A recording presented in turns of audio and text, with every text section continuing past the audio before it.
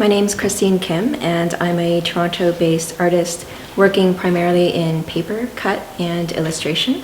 My practice first started when I was doing illustrations, and this whole collage process began with a mistake.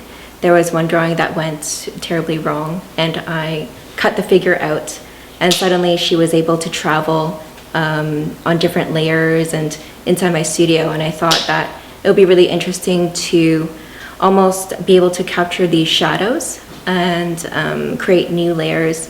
What I'm really interested in is the interaction between light and shadow, and this idea of multiple veils that exist in life. It's almost like a series of masks. So I first started working in paper because my background started in printmaking, and what I found was that I was more interested in the paper itself as a material, as a concrete substance, and for me to cut into it, it was freeing. There's a certain detachment away from the sort of standard sizes paper comes in, and I really like its flexibility, the fragility of it, and a lot of my pieces involve lace cuts, patterns, as well as fences.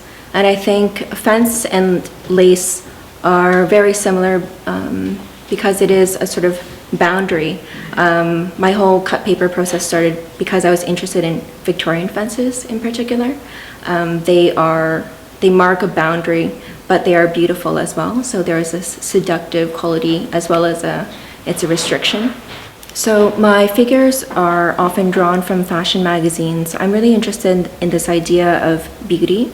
When I was young, I had to face a choice of getting plastic surgery myself.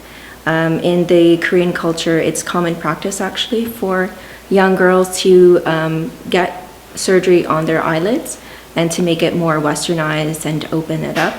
I chose not to, and I think just within sort of those formative years of me sort of becoming a woman and battling ideas about beauty, I thought fashion magazines are really interesting because it's almost like a fictional skin.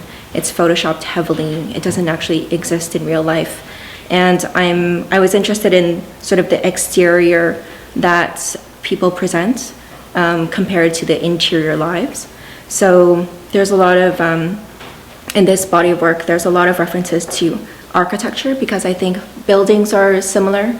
It has a skin, this epidermal layer that is presented to the world. But I wanted to introduce this idea of decay in beauty as well, and also the buildings, and also represent like sort of internal spaces, the interior,